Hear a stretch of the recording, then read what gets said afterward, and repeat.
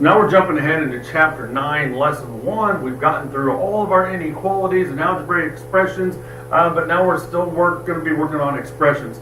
But here's the difference is, a lot of times you're going to see in higher grade levels, even in some of 6th grade in your Go Math, is they just give you words that they expect you to understand the definition of, especially if they're things that we have taught you already. So, such as if it says, use the distributive property to solve.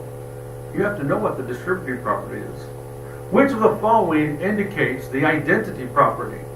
Now, those are things that I just taught you last week while I'm making this video last week. So hopefully you remember associative property, commutative property, identity property, distributive property, and all those things that we've mentioned throughout. Other words, product, you should know, is multiplication. Quotient is division. Subtraction, it talks about having less than or to take away from. Addition, it may say more than. So those key words that I gave you that document on, that's a Word document, it's still on Canvas for you to get to. You can get it at any time, help you with story problems that some of you really do struggle with. These are going to be terms that they may ask you to and use on the I-STEP test, NWA, but especially in junior high and high school. And they'll expect you to know what they mean. The nice thing is that they are terms that we use also in science that I've mentioned to you, we've talked about in class, that I talked to you about when it came to the science fair, that's in your science fair packet, that's on the video, that is still on science, or in science on Canvas for you to use to prepare for the science fair, which is April the 10th. Some of you still haven't even thought about doing yet. So, our terms are one word different between the math and the sciences. In science, we talk about independent, dependent, and a control. In math, we're going to look at independent, dependent, and a constant. So just a review for the science fair, April the 10th, what it means. When I talk about my independent, it's the thing that I'm working with. It's the thing that I'm choosing to change. And it can only be one thing in the science fair to change. So in this example, they're going to use soda pop, they're going to use juice, and they're going to use water to give to the plants to see how it affects it. That's my independent variable, the one thing that's changing. My dependent variable, what I'm measuring, what my outcome is affected directly by the independent variable. How tall that plant is going to grow, my math answer, is dependent on the math that I'm doing. So it's dependent on what I'm changing. My constants or my control. My constants are things that I know aren't going to change, like an extra fee to rent shoes at a bowling alley. When it comes to science, we call it the control. It's the things that are always the same. I use the same type of pots. I use the same type of soil. I use the same type of seeds for my plants. I use the same location in my room with the same amount of sunlight, the same amount of air, and so on and so forth. In math, what we're talking about, dependent variables, the thing that I'm testing, the answer that I'm getting, it's going to be directly impacted by the math that I do. So my independent variable is where I'm doing the math. If it says that 10 times x, that the x is my independent variable. So my variables are the letters that are inside of math problems. If it's a dependent variable, I know it's being shown as the answer because it's dependent on whatever I'm doing on the inside. If it's an independent variable, then I know I have to do work with it. I'm doing some type of math. I'm solving with it. The other word that I used was a constant, and that would be like if once that math is done, I have a +4 or a -2. Whatever that extra math is that doesn't have a variable with it, doesn't have a letter, then that's just referred to as a constant. All right, so let's look at the example they give us so we understand. Jerry burns 5.8 calories for every minute that she jogs. Identify the independent and dependent variables in this situation. Then, write an equation to represent the relationship between the number of minutes that Jerry jogs and the total number of calories that she burns. So hopefully we have realized by now, after 9 lessons in the book plus 2 more, so 11 lessons, that these introductory are going to be set up the same way that your homework is. It has to identify identity or independent, dependent, and then write an equation. your homework assignment is to identify the independent, the dependent, and write an equation. So let's pay attention, make sure we're filling out our book, following along, and learning while I'm teaching. All right, so my two separate things. Jerry burns 5.8 calories. How often? For every minute that she jogs. So I know that those are my two different things I'm going to be using. So we're going to go through our thinking process and filling this in as they've given it to us. Let C represent the total number of blank that Jerry burns. Well, we're talking about calories, right? 5.8 calories. So we're going to let C represent calories. And we're going to let M represent the number of what? So the other point of information was minutes.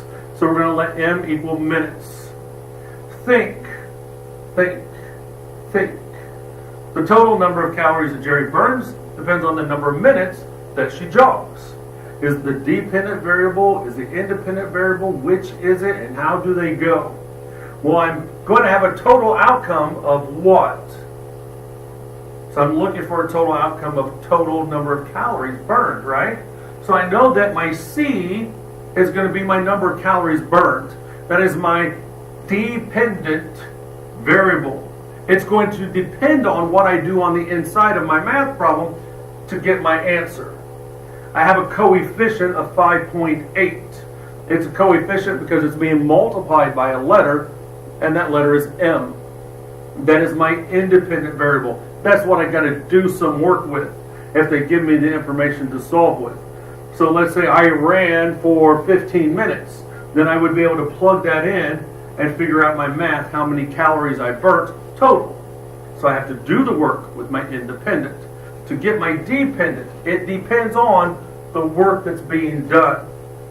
So the equation C is equal to 5.8 times M represents the number of calories, C, that Jerry burns if she jogs however many minutes that she does, where blank, the C, is the dependent variable, and M, filling in the other blank, is the independent variable, because I have to work with the minutes that I know I'm going to find out that she runs, and then I have to do work with it to come up with my final answer, my dependent variable. Now, those seem kind of confusing. I know some of you are already going to shut down, but I'm going to say them over and over and over again. So this is, once again, so important that you're hearing me. Your brain is engaged and your ears are working just fine. But you're thinking about what I'm saying so that we can apply it to our math that we're going to be doing. I'm going to say that that person's name is L because I really don't know how to pronounce it, and it's not going to change my understanding of my math. So L is spending the afternoon bowling with her friends. Each game that she plays costs $3.25. And there is a one-time shoe rental fee of $2.50. So in this problem, I'm probably going to see, let's see, a dependent, so I'm going to find an answer. An independent, then I'm going to do math with. But I also have that constant in there, don't I? That control in science, but it's a constant in math. So let's see. The total cost in $C depends on the number of games, G, that L plays. So blank is the dependent variable. It depends on, so my answer of C depends on my G, the number of games. It's my independent variable. So I know that it's $3.25 for every game that I play. And I'm looking for a total cost, my dependent variable. So my dependent is my C, and my C is equal to what? So my dependent variable is going to be here. My independent variable is what I do my math with, my G, my games. And I know that it's $3.25 per each one. So my independent variable is going to go here. And then I got this constant. I'm going to add my shoe rental to it. So my constant's going to be there. And then I just plug in my information. My constant is going to be equal to my 325 times my G, my independent variable, my amount per game, or no, how many games that we play, plus my constant that's left over of $2.50. So my overall equation is going to be long, and I couldn't fit it in my box, and you may not be able to either. So you can write it above like I did. C is equal to 325, so 3.25, times G, $3.25 per game, plus my one-time rental fee of $2.50. That represents the total cost in dollars, C, that L spends as she bowls games where C is the dependent variable, finding my answer, and G is my independent variable, it's what I'm doing my work with. So I'm going to use that then, notice it's here, and I'm going to say that she bowls 3 games. So now I can use it to solve my equation.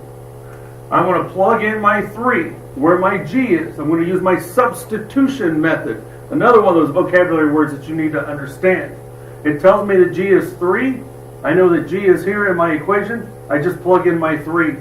And a letter touching a number, or a number touching a number inside of parentheses, tells me to do what? Multiply, right? So I'm going to take 3.25 times 3 on my handy dandy calculator and get 9.75, $9.75. But before I find out my total price, I have to add $2.50 to it, because that's a one-time rental fee. So $9.75 plus $2.50 tells me that she's going to spend $12.25. So it will cost L $12.25 to play 3 games and rent shoes, because that constant has to be added in my math. So my dependent depends on the work being done. My dependent is my total price when I get to the end, $12.25. My independent is the variable that I'm using inside to do the math. So that's my 3, that's my games. My constant is the $2.50 because it has to be charged at the end. Sorry. When I think about this and they ask me to do something else to it, it says if there were no fee for shoe rentals, there was no constant there, then how would the equation be different? Well, I would just have to drop that equation or that constant off. So I'd actually just have my 325 times G to get my dependent, my cost in the end. All right, so let's look at what we have here. In my share and show, it says to identify the independent variable, answer 1, the dependent variable, answer 2. Then write an equation to represent the relationship between them. 3 answers. 3 answers, 3 points for each one. An online store lets customers have their name printed on any item that they buy. The total cost, C in dollars, is the price of the item P in dollars plus $3.99. All right, so I know that the cost depends on the item price. So my dependent variable, it's depending on the work. So my dependent variable is my C, which is my cost. The independent variable, what I'm doing my work with, is my item price. And they tell me to use a P. So my equation, therefore, is my C, my dependent, is equal to P, my independent, but what else do I have to do? Because there's a constant that's mentioned. Plus, and that's one of those vocabulary words that just means to add. So I have C is equal to P plus the $3.99 for the name. Question 2. A raft travels downriver at a rate of 6 miles per hour. The total distance, D in miles, that the raft travels is equal to the rate times the number of hours, H. So my dependent variable, once again, it's only what I'm trying to find. What am I trying to find? I'm trying to find what? The total distance in miles. So I'm going to use a D. That's my dependent variable. It depends on the work that I'm going to do in my math problem. Therefore, my independent variable is what math am I going to do? Well, it says that a raft travels at a rate of 6 miles per hour, and I want to know how far we've gone after so many hours. So I know I have to use an H inside my math problem to do the work. I put an R, and I apologize, it should be an H. So my H should be my independent variable. And then I figure out mathematically what I'm going to do. I know that my D is equal to it. That's my dependent variable. It depends on the work I'm getting ready to do with my independent. My independent variable should be h with 6 because I know that it travels at 6 miles per hour. And if I travel for, let's say, 4 hours, 4 times 6 would tell me that I went 24 miles. So I'm going to take my 6 times my h to give me my equation. 1 answer, 2 answer, 3 answers. Apples are on sale for $1.99 a pound. Sheila buys P pounds of apples for a total cost of C dollars. My total, my final answer, what I'm trying to get to is once again my dependent variable. So my dependent variable is going to be my C, my cost. My independent is the variable that I don't know what it is, but I put a letter in its place. And this tells me that I'm going to put a P for pounds. So I know P is my independent variable. Identifying my dependent, identifying my independent, and then writing my equation, 3 points. My equation then says my dependent is always equal to the work done with my independent. So I have C is equal to. And what is C equal to? Well, those apples are sold at $1.99 per pound, and we don't know how many pounds that she bought. So I know that I'm going to be charged $1.99 for every P. So 199P, that's my equation. That's my 3 points. Identify the independent and dependent variables once again. So I'm going to do the same thing and have an equation.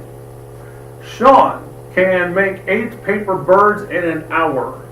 The total number of birds B is equal to the number of birds that he makes per hour times the number of hours H. So when I look at it, I know that birds, total number of birds is what I'm looking for. So that's my answer. Therefore, it has to be my dependent variable. My independent variable has to be the rates, the work that I'm going to be doing, whatever letter that I don't know, but what I'm going to use to solve it.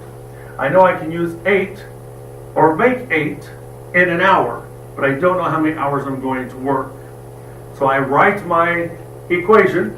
I know B is equal to, because it's my dependent variable, and the work that's going to be done is 8 per hour, so I'm going to multiply 8 times H, so 8H.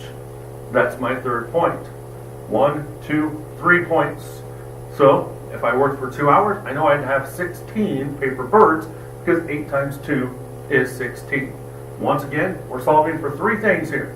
We're not trying to solve for a numerical answer. We're solving for equations, identifying independent variables and dependent variables.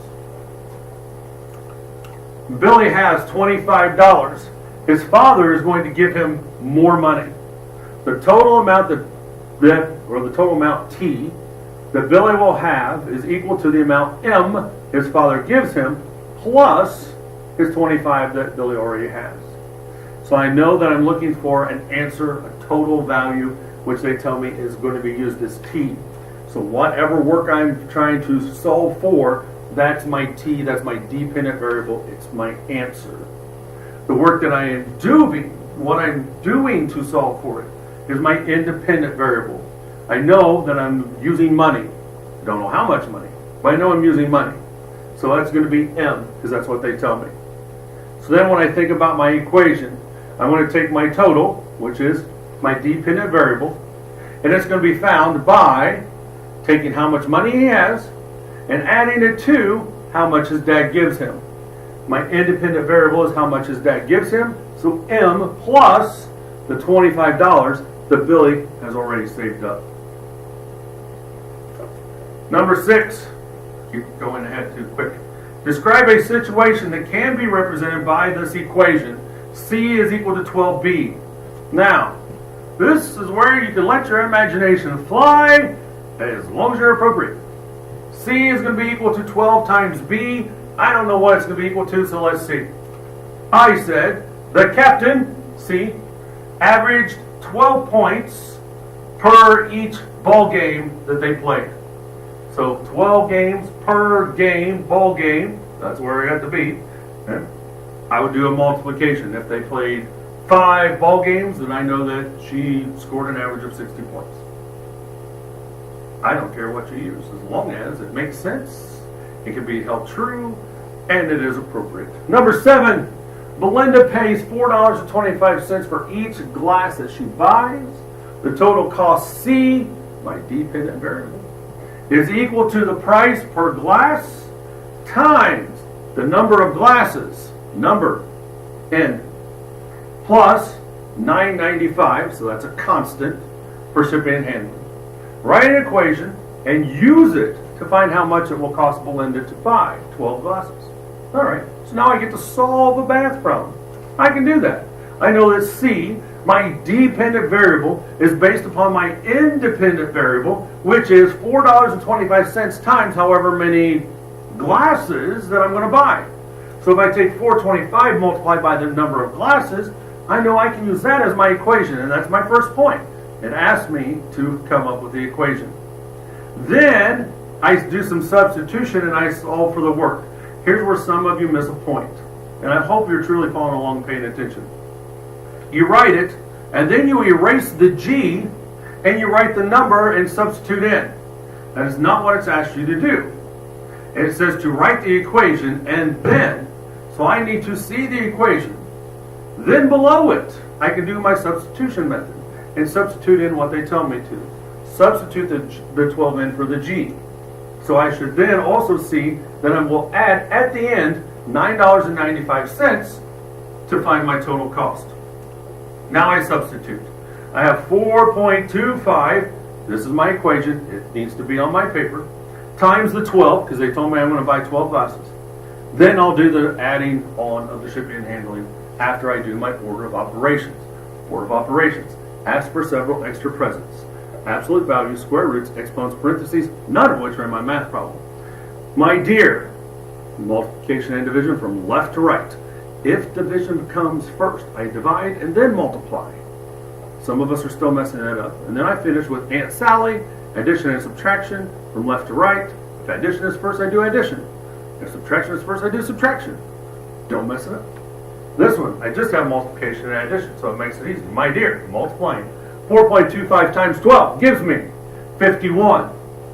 I bring everything else down, plus $9.95. Aunt Sally, my last step, adding them together, I end up with $60.95. 4 points on that question. Why 4 points? Number one, I have to have an equation where my variables are left. Number two, I have to show the work.